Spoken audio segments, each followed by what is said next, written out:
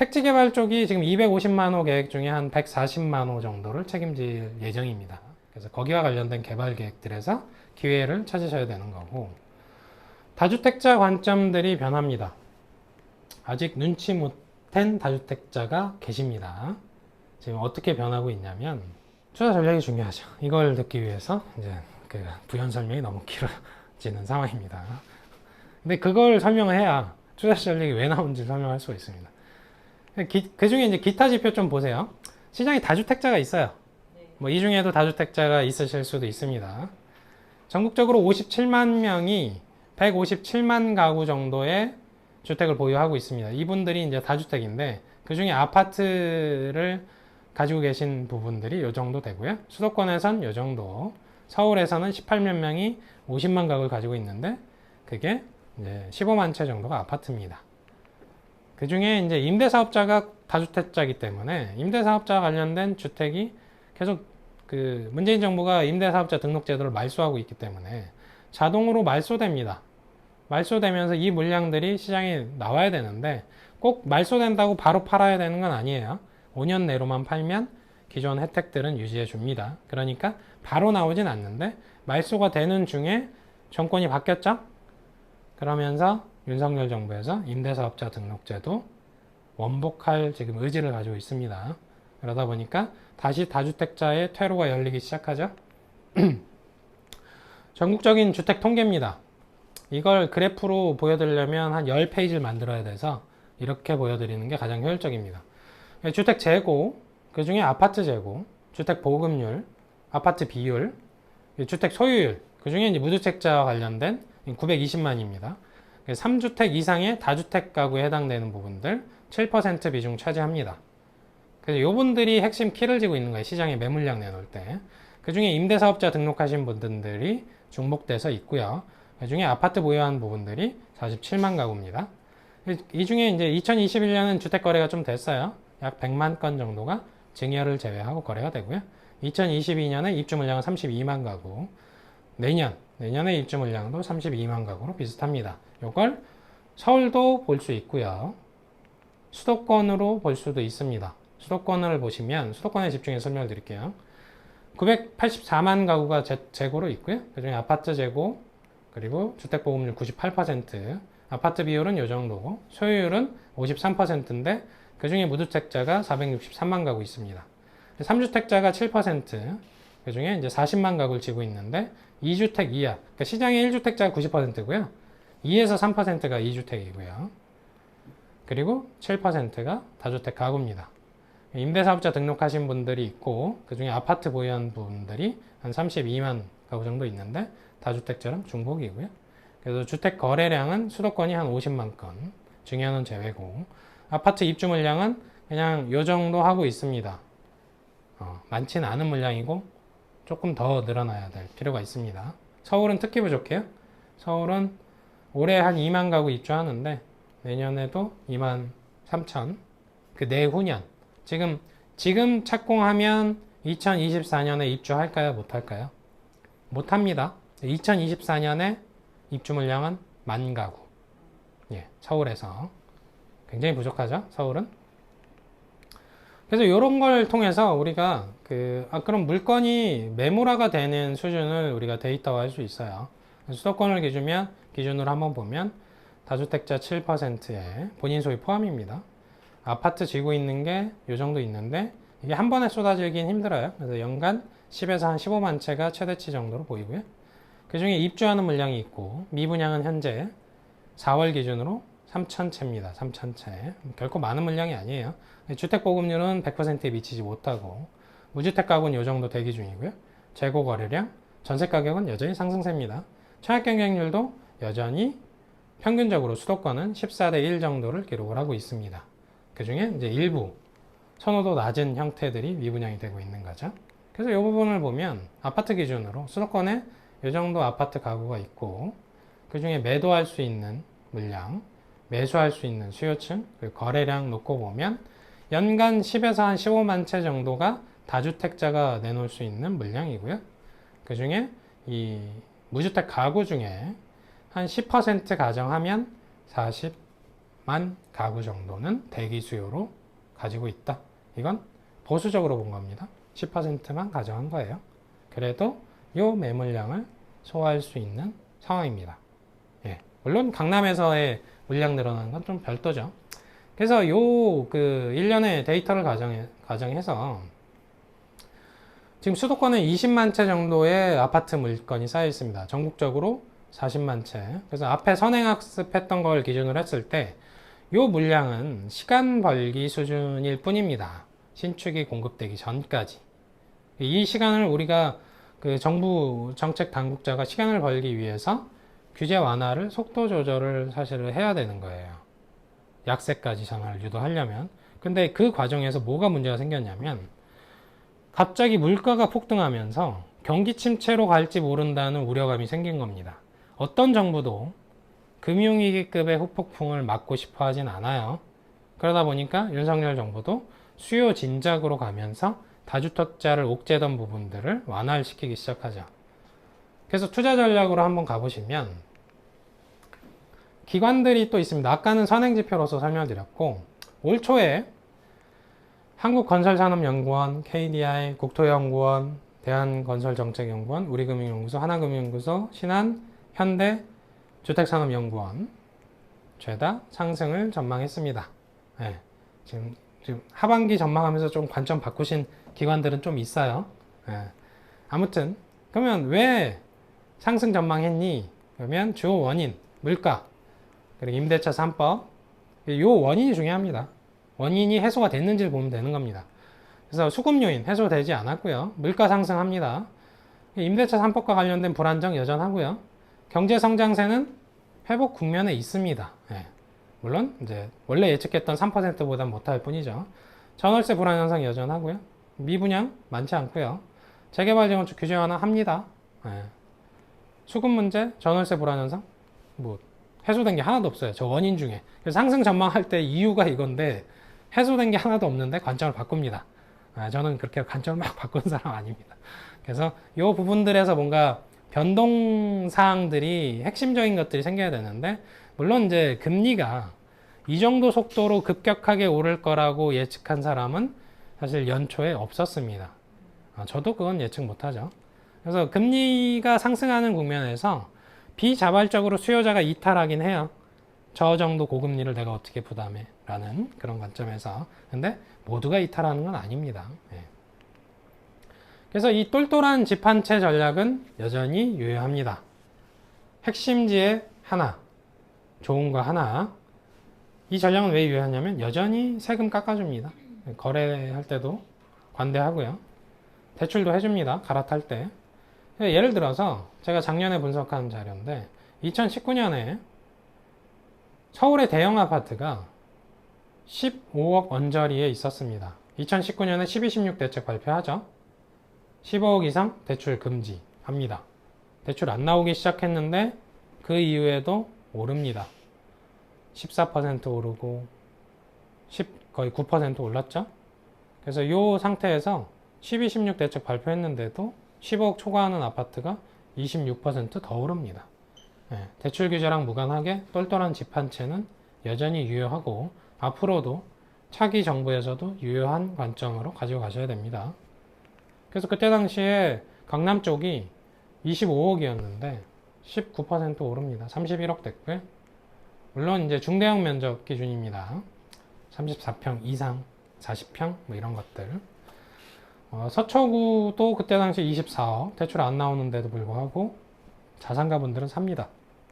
송파 28%, 용산 20%, 광진구도 그때 당시 15억 초과했는데 21% 오릅니다. 그래서 똘똘한 집 한 채와 관련된 이 유효성이 검증이 된 순간 뭔 문제가 생기냐면 시장이 하락하려면 핵심지가 빠져야 됩니다. 핵심지가 빠지기 전까지 외곽지에서 뭐 7억 하던 게 6억 되고 5억 되고 아무 의미 없습니다. 핵심지 강남권에서 빠져야 됩니다. 특히 재건축 쪽에서 빠지지 않으면 그 시장은 특정 시기에 다시 반복적으로 갭매우기가 형성이 됩니다. 그래서 갭매우기라는 부분들이 있어요. 이게 두 가지가 함께 갑니다. 똘똘한 집 한 채와 갭매우기 키 맞추기가. 그래서 우리가 1년치만 보면 부동산은 1년 투자하는 게 아니라고 설명을 드렸습니다. 인천이 가장 많이 올랐습니다. 작년에만 한 35% 올랐어요. 그래서 이런 얘기를 합니다. 많이 올랐으니까 빠질 거야. 1년치만 보면 그렇습니다. 1년치만. 그래서 거기서 이제 관점에 실수하는 케이스가 생기고요. 그리고 서울은 14% 올랐으니까 더 올랐죠. 그렇다고 저평가됐나요? 그런 거 아니에요. 그래서 아무튼 급등세였습니다. 작년에. 그래서 이걸 10년으로 누적해서 보면 이렇게 됩니다. 데이터가 달라지죠. 10년치로 누적하면 세종시가 가장 많이 올랐습니다. 그렇게 보면 거품이 가장 많이 낀 지역은 세종시가 맞고요. 서울은 이 수도라는 특수성을 반드시 감안해야 되니까 그간의 오름폭 고려하면, 그래서 이 지금 여기서의 키 맞추기는 이 대전이 왜 올랐냐면 세종시랑 키 맞추기 하는 겁니다. 네. 세종에 인구 유입되는 부분들이 대전에서도 충당이 되는 거죠. 세종에서 다 이게 포용이 안 되니까요. 심지어 충남 쪽도 세종시 후광 효과가 있습니다. 그리고 경기 인천은 서울시에 후광 효과가 있는 거죠. 갯매우기가 있다는 거예요. 부산은 부울경이라고 묶이죠. 여기에 후광 효과가 있는 거고요. 전남은 광주에 후광 효과가 있는 겁니다. 그래서 특정 시점에 따라서 갯매우기가 있는데 제주는 혼자 따로 놉니다. 제주는 따로 봐야 됩니다. 그리고 이게 20년까지의 최근 20년의 누적입니다. 그래서 서울이 가장 많이 오른 케이스가 됩니다. 20년을 누적해야. 예. 그래서 여기서의 이제 그렇게 보면 여기서 이제 또 생기는 1년 동안은 인천이 가장 많이 올랐는데 20년을 누적해서 보거나 10년을 누적해서 보면 인천은 상위권에 없습니다. 예. 그래서 1년을 가지고 우리가 시장을 평가할 때 하는 실수 중에 하나가 그런 겁니다. 작년에 많이 올랐으니까 떨어질지 모른다. 이건 그간의 누적 상승폭을 고려하지 않은 1년짜리 관점에서 하는 얘기죠. 그래서 각각의 지역별로 중심지에 핵심에 해당되는 지역들이 빠지기 전까지는 키 맞추기 갭매우기가 반복적으로 일어나고요. 올해는 정체되어 있어요. 아까 설명드린 것처럼 떨어지진 않았고요. 저희 통계 기준으로 0.25% 올랐고 서울은 여전히 굳건합니다. 작년에 그렇게 많이 오르고도 인천도 35%가 올랐는데 지금 1% 정도 빠졌습니다. 네, 굳건하죠. 그래서 생각보다 많이 안 빠져요. 그래서 저는 사실 잘 버티고 있는 편이다. 그간의 오름폭 고려하면 그런 생각이 들고요. 그리고 이제 상반기를 지나서 정권이 바뀌고 규제 완화 쪽으로 흐르고 있는 와중에 물가는 폭등하는 시기에 있습니다. 중심지 쪽은 빠지지 않고 있고요. 그래서 이 부분들을 1년, 5년, 10년, 15년, 20년을 누적해서 보시면 이런 데이터들이 나옵니다. 그 중에 일부는 상위권에 있다가 10년으로 누적하면 하위권으로 바뀌고요. 15년 정도 누적했을 때는 부산이 가장 많이 올랐습니다. 이 얘기는 뭐냐면 2007년부터 2021년이잖아요. 글로벌 금융위기가 포함된 시기에는 지방 쪽이 더 강세였다라는 얘기입니다. 예. 그래서 이런 데이터들을 통해서 의사결정을 하셔야 되는 거지 1년짜리 데이터로 의사결정을 하시면 실수할 때가 온다 라고 설명을 드리고요. 부동산은 주식이 아닙니다. 단기 시각은 배제하고 시장을 보셔야 되는 거고요. 그리고 주체들, 부동산 시장의 주요 주체들의 심리 상태들을 파악을 하셔야 됩니다. 내 생각은 중요하지 않아요. 시장을 파악할 때. 제가 무슨 생각을 하냐가 중요한 겁니다. 저 사람들이, 덩어리들이. 정부, 공급자, 수요자들이 무슨 생각을 하냐가 중요한 겁니다. 정부는 공급량 확대에 대한 의지들을 가지고 있습니다. 그건 개발 계획이라고 설명을 할 수도 있는 거고요. 그리고 수요자는 지금 확대 관점을 가지고 있습니다. 대출, 세금, 청약, 임대사업 활성화를 통해서 수요층들을 확대할 계획이 있고 임대차 3법은 개정할 의지가 있고 여소야대 국면이니까 협치는 해야 됩니다. 필수적이죠. 무시할 수가 없습니다. 야당을. 근데 공급자는 정부가 공급을 많이 해달라고 하겠죠.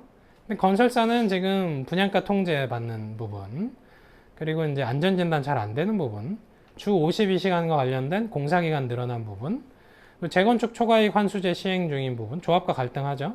그러다 보니까 아파트 공급을 안 하고 생활형 숙박시설, 오피스텔 이런 것들을 적극적으로 공급합니다. 왜? 분양가 통제를 안 받으니까. 그게 수익성이 더 높아졌거든요. 그래서 규제 완화해야 됩니다. 공급하려면.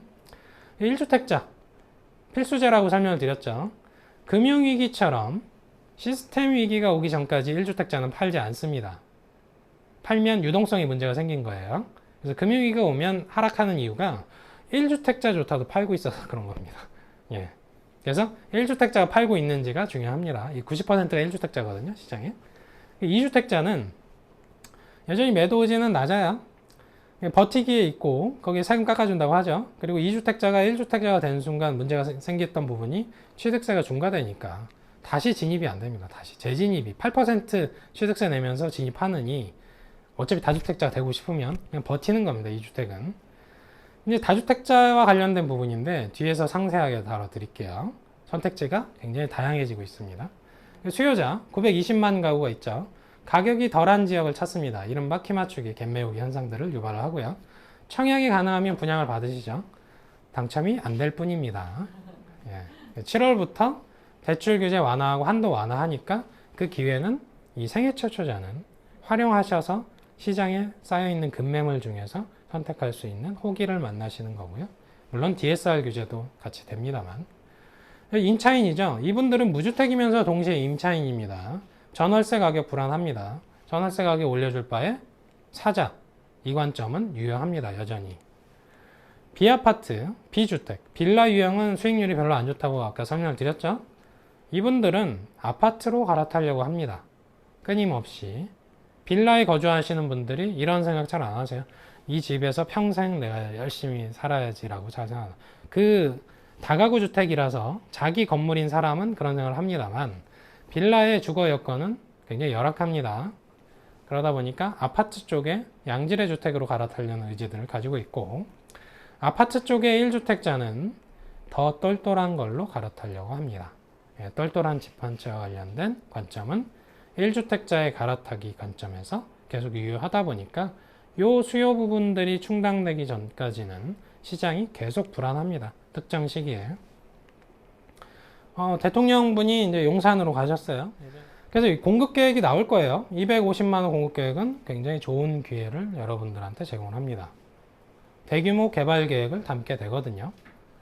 근데 문제는 공급에서 문제가 생기는 부분입니다. 택지 개발하면 아까 그 문재인 정부에서 택지 개발에서 사전 청약할 때 한 2년 정도 걸렸고 본 청약하는 데까지 또 추가 세월이 있습니다. 그래서 5년 내에 공급하는 정도가 최선입니다. 택지 개발하게 되면 실제 공급 사전 청약을 통해서건 본 청약을 통해서건 5년 정도 중기적으로 볼 수 있고요. 정비 사업을 통해서 보게 되면 장기 사업입니다. 보통 한 10년 정도 걸립니다. 구역 지정 받고 실제 입주하는 데까지. 그래서 현 정부 내에서 공급이 제때 되기 힘든 사업 형태가 정비 사업이고 심지어 이건 개인 재산권이 걸려있는 사업이라서 택지 개발은 수용하면 됩니다. 정비 사업은 개인 재산권이 걸려 있으니까 주민이 동의 안 해주면 정부가 공급할 방법이 없습니다. 네. 그러니까 결국은 조합원들에게 혜택을 줄 수밖에 없는 거예요. 동의 받기 위해서. 그 유휴부지 개발 계획 있습니다. 노원 태릉부지 잘 되나요? 지금 잘 안 되죠? 오히려 물량이 작아졌고 과천 청사부지 활용하려고 했는데 어떻게 됐죠? 무산됐습니다. 그리고 용산 역세권 부지 코레일 부지죠. 그리고 상암동에 DMC 랜드마크 부지 있습니다. 그거 서울시 거입니다. 언제 할지도 계획이 안 나옵니다. 예. 과천은 무산됐고 그래서 이것도 쉽지가 않아요. 유휴부지 개발조차도 인근 주민들이 반대하거든요. 신도시 특별법 이거 한 10만 채 정도의 공급 계획인데 이것도 정비사업이랑 진배 없습니다. 10년짜리 장기 사업이고요. 그 외에 그린벨트 몇 번씩 추진하다 어떻게 되는지 다 아시죠? 반대에 부딪혀서 무산. 공장부지, 공항부지 괜찮습니다. 근데 여기도 동의 받아야 돼요. 거기에 계신 분들. 그리고 이제 공원, 도로 뭐 의미는 좋습니다. 여기 용산부지 크잖아요. 예. 이거 주택으로 짓겠다 그러면 또 굉장한 또 반대에 부딪힙니다. 여러 가지 법적인 제도상의 문제들이 있고 철도 부지와 이제 오피스, 이제 사무실 부지를 활용하는 부분들을 통해서 공급 효과가 많을까요? 많지 않습니다. 그래서 택지 개발 쪽이 지금 250만 호 계획 중에 한 140만 호 정도를 책임질 예정입니다. 그러다 보니까 새로운 250만 호 계획에서 교통 부분까지 포함되게 됩니다. 그래서 거기와 관련된 개발 계획들에서 기회를 찾으셔야 되는 거고, 다주택자 관점들이 변합니다. 아직 눈치 못챈 다주택자가 계십니다. 지금 어떻게 변하고 있냐면, 다주택자가 매물량 내놓는다고 했죠. 그래서 앞서 설명드린 매물량이 시간 벌기인데, 그 시간 벌기가 지금 잘 안 될 확률이 커졌어요. 문재인 정부에서의 다주택자는 매도해라 라고 하면서 양도세 중과 못 나갑니다. 퇴로가 막혔죠. 증여는 가능해서 증여를 되게 많이 하셨습니다. 보유하시면서 버티면서 세입자에게 혹은 매수자에게 조세 전가했습니다. 임대사업자 폐지, 재진입하려고 보니 취득세 중과. 이게 순환 관계가 안 됩니다. 버티거나 증여하거나 선택지가 2개 정도였다면 다주택자분들은 이제 그 호시절을 만나기 시작하십니다. 윤석열 정부에서 매도해도 됩니다. 중과 안 하고 있죠? 증여해도 됩니다. 네, 자녀가 있으면 보유해도 됩니다. 보유세 깎아준다고 하네요. 네. 임대사업자 해도 됩니다. 등록 활성화 한다고 합니다. 취득세 내년 상반기에 조정할 예정입니다. 그래서 다주택자가 지금 매물 내놨던 거는 선택지가 다양해진 순간 회수됩니다. 네. 실질적인 공급량으로 볼 수 없는 게 기존의 주택시장에 나와 있는 매물량입니다. 그래서 그걸 통해서 이 시장이 사실은 안정기에 진입할 때까지 정부가 다주택자분들의 그 규제 완화 관점을 조금 전진적으로 바꿨으면 매물량이 좀 더 유지되면서 하락 전환도 할 여지가 있었습니다만 인허가도 잘 안 되는데 다주택자 선택지도 다양하게 줬습니다. 그래서 결과적으로 이 수급 불균형을 고려하면 단기 상승 그 압력은 여전히 유효합니다. 네.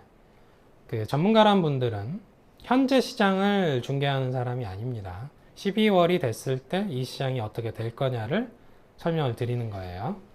누적해서 봤을 때. 그래서 여전히 단기적 하반기에는 상승 관점이 유효하고요. 길게 보면 MB정부에서 추진하던 수요도 늘리고 공급도 활성화하는 쪽으로 흐른다면, 아주 나이스한 방향으로 흐른다면 시장은 길게 봐서는 안정될 여지는 생겼습니다. 왜냐하면 그 전문가들이 요구하는 부분들을 지금 윤석열 정부에서 다 들어주고 있어요. 예. 그러면 들어준다는 얘기는 뭐냐면 그 요구했던 이유가 뭐냐면 시장 안정시키려면 이렇게 해야 된다라고 요구했던 거예요. 그걸 윤석열 정부에서 해줍니다. 길게 봐서는 안정될 여지가 있고요. 그래서 이 제도 자체는 수요와 공급을 모두 늘리려는 쪽으로 MB정부와 닮아 있고요. 그리고 보시면 양도세 완화에 따른 단기적인 매물이 증가되고 있습니다. 그리고 인허가가 확대돼야 되는데 그게 저기 1년치에서 끊기면서 여기서 조금 어그러지는 부분들이 있으면서 분양 물량이 많이 늘어나야 되는데 사실 이게 좀 지금 안 될 확률이 커졌습니다. 인허가 물량이 줄면서. 그러다가 미분양이 늘거나 하면 공급자가 경쟁을 합니다. 뭐 할인 분양을 한다든지, 뭐 이자 후불제를 한다든지, 무이자로 해준다든지 하면서 공급자끼리 경쟁을 하게 되면 시장이 안정세에 진입을 하는 겁니다. 매도자끼리 경쟁을 하는 거죠. 더 싸게 팔기 위해서. 여기까지는 아직 못 갔고 여기서 조금 어그러지고 있고, 수요자분들은 이제 대출 규제 완화되니까 수요자가 증가하죠. 그리고 이제 갈아타는데도 선택지를 다양하게 제시했습니다. 다주택자 선택지가 다양해진 거 마찬가지로 1주택자도 갈아타기 선택지가 다양해지다 보면 거래 회전율이 좋아집니다. 거래 회전율이 좋아진다는 얘기는 뭐냐면, 예를 들어서 마트에 갔는데 빵이 다 팔려서 없는 것보다는 빵이 한두 개라도 남아 있어야 그게 가격 안정 효과가 있는 겁니다. 그러면 거래 회전율이 좋아져야 어떤 주택에서 어떤 주택으로 갈 때 그 중간중간 남는 물량이 생기는 겁니다. 그걸 예전에는 똘똘한 집 한 채 이슈가 생기면서 생애 최초자조차도 한 번에 아파트로 가려고 했잖아요. 근데 이게 회전율이 좋아지면 한 번에 아파트로 안 갑니다. 예전처럼 전세 살다가 빌라로 갔다가 원룸도 갔다가 팔고 다시 아파트로 자산 증식해서 이 경로가 살아나는 게 회전율입니다. 예. 그러면 시장이 안정됩니다. 중간중간 버퍼로 작동하는 물건들이 생기는 거예요. 그리고 이제 공급량과 매물량이 확대되면 옥석 가리기가 됩니다.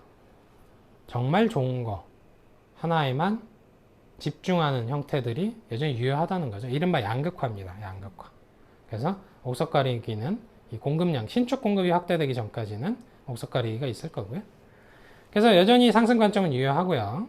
수급 불균형 해소가 안 됐고 규제 완화 관점이고요. 물가가 폭등하면서 이 실물에 해당되는 자산에 반영이 되어야 됩니다.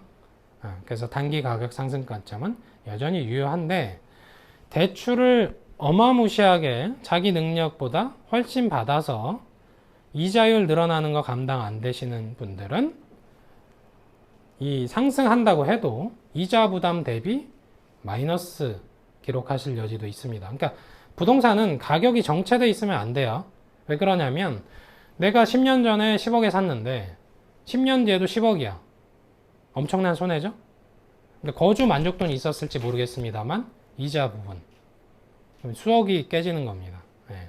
그래서 이 이자 늘어난 부분만큼 오르지 못하면 부동산은 손해예요. 그래서 이자율도 반영합니다. 왜 그런지 아세요? 그러니까 매매 가격에 이자율이 왜 반영이 되냐면 내가 낸 이자를 매수자한테 전가를 해요. 왜냐하면 그 부분만큼 안 하면 손해거든요. 예. 그래서 그만큼 전가가 되고 심지어 이자 부담 부분을 전월세 임차인한테도 전가합니다. 다주택자가 이자 부담이 크면 전월세 가격을 오르게 만들어요. 그래서 이자 부담이라는 부분은 매매 시장에 국한된 이슈가 아니고 매매 전월세 시장 모두에 국한된 그냥 평준화된 이슈인 거예요. 대전제인 거지 얘가 올랐으니까 얘가 떨어지고 이런 문제가 아니에요. 물가가 더 민감합니다. 그래서 이자 부담에 따른 수요 이탈은 분명히 있습니다. 이자 감안했을 때 자기가 어느 정도 올라도 손해인 분들은 들어올 필요가 없죠. 이탈은 있으나 이 신축 공급에 의한 가격 안정은 사실은 좀 멀었다라고 설명을 드리는 부분이고요. 그리고 첨언을 하자면 그 양도세 중과 부분이 지금 완화됐잖아요. 경제학에 보면 게임이론이라는 게 하나 나오거든요. 그걸 빗대서 보면 1년 뒤에 1년만 유예했습니다.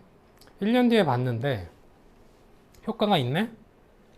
연장하고 싶을까요? 안 하고 싶을까요? 현 정부에서? 효과가 있으니까 연장하고 싶겠죠? 1년 했는데 효과가 없네? 연장하고 싶을까요? 연장하기 싫을까요? 연장하고 싶어집니다. 가뜩이나 시장에 매물 없는데 이것까지 끊어버리면 더 매물량 없어지거든요.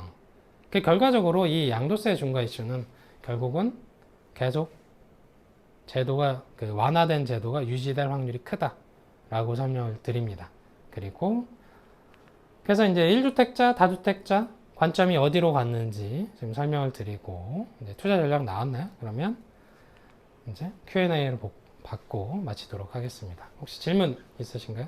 없습니다. 왜냐면 일반 과세 하고 있는데 더 내려갈 수가 없죠. 1주택자 팔 때 물론 이제 장기보유 특별공제도 지금 적용 받냐 안 받냐에 따른 차이는 있습니다만 1주택자는 비과세예요. 심지어 2년 이상 거주하고 3년 뭐 이렇게 보유기간 이렇게 늘리면 그런 거 생각했을 때 사실 1주택자 혜택과 관련된 단기 보유자가 이 과세되는 거거든요. 거주기간 못 채운 분들 일반 과세되는 건데 거기서 장기보유 특별공제 받냐 안 받냐인데 다주택자는 그걸 1주택자 수준으로 하기는 좀 무리가 있죠.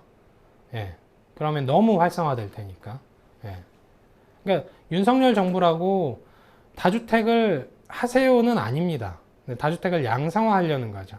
세금을 뭐 납부해 주시는 그런 분들로 양성화하려는 거지 다주택 하세요는 아닙니다. 예. 왜냐면 가뜩이나 공급량 부족한데 아까 설명드렸습니다만 제가 그 무주택 가구라고 한 사람들만 가지고도 지금 수요가 충당이 안 돼요. 근데 주택이 이미 한 채, 두 채 있으신 유주택자까지 시장에 들어오면 그 결과가 어떨지 생각을 해보시면 간단히 그려지죠. 근데 그걸 윤석열 정부가 추구할 수는 없죠. 예. DSR 그 1단계를 말씀하시는 건데 그 지금 신용대출 부분은 풀어줍니다. DSR과 무관하게 자기 그 소득의 2.7배까지 해주려고 하고요. 그건 이제 신용대출 얘기고, 그 대출금 총액이 1억 원을 초과하면 자기 소득 대비 그 DSR 제도가 도입이 돼요. 그 도입되는 취지가 지금 우리가 이제 주택담보대출 받을 때 보통 2억 원 이상 받잖아요. 그래서 이미 시행 중이거든요. 2억 원 이상 대출을 받을 때. 그래서 DSR 제도는 윤석열 정부라고 해서 소득을 그 과하게 그 넘어서는 수준까지 대출해 줄 생각이 없습니다.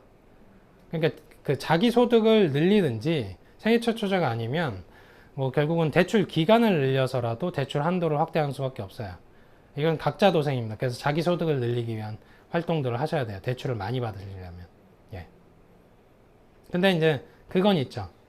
그 DSR 1단계, 그러니까 3단계죠. 3단계를 도입을 하긴 합니다만, 기존에 우리가 이제 그 생활안정자금이라고 했던 집이 뭐 10억 원짜리가 있는데, 나 당장 급전이 필요해. 그러면 은행에서 대출을 1억밖에 안 해줬습니다. 생활안정자금을. 그걸 2억 원으로 늘립니다. 7월부터. 예. 그러니까 오히려 대출 규제는 완화되는 추세에 있는 거지. DSR 그 3단계를 도입한다고 해서 규제가 강화된다 하는 거는 그 소득 대비 자기가 버는 소득이 적으면 대출 한도가 적게 나오는 그 얘기라는 겁니다. 예. 그럴 가능성이 다분히 높습니다. 왜냐하면 윤석열 정부의 그 하다못해 기획재정부 장관님만 해도 사실 다주택자가 투기꾼이 맞냐에 대한 인식을 갖고 있는데, 주택을 개수에 따라서 투기꾼 아니군 이분법적으로 구분한 것 자체가 처음에 문제가 생긴 거고요. 그래서 임대사업자 등록하시면 종합부동산세 합산 배제하고 양도세 중과 완화해 주잖아요. 취득세 감면해 주고 거기에 건강보험료도 사실 완화해서 적용합니다. 이 혜택들이 원복될 확률이 큰 거죠. 그래서 등록 활성화 제도, 그걸 통해서 임대차 시장을 안정시키려는 거예요.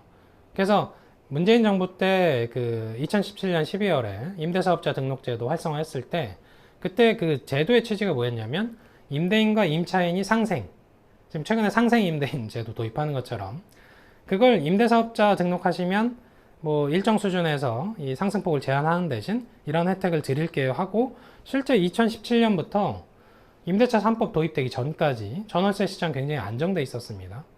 근데 이 그 정책 하시는 분들의 가장 큰 문제점 중에 하나가 뭐냐면, 매매 시장과 전월세 시장을 둘 다 안정시키려고 하다가 둘 다 놓치는 케이스들이 발생합니다. 그게 임대차 3법이에요. 그리고 임대사업자 그 제도 폐지한 거. 그래서 관점이 임대 시장을 안정시키고 싶으면, 그러니까 아까 설명드렸습니다만 매매 시장을 안정시키는 최 1순위는 전월세 시장입니다. 왜냐하면 2년을 살아도 가격이 별로 안 올랐네?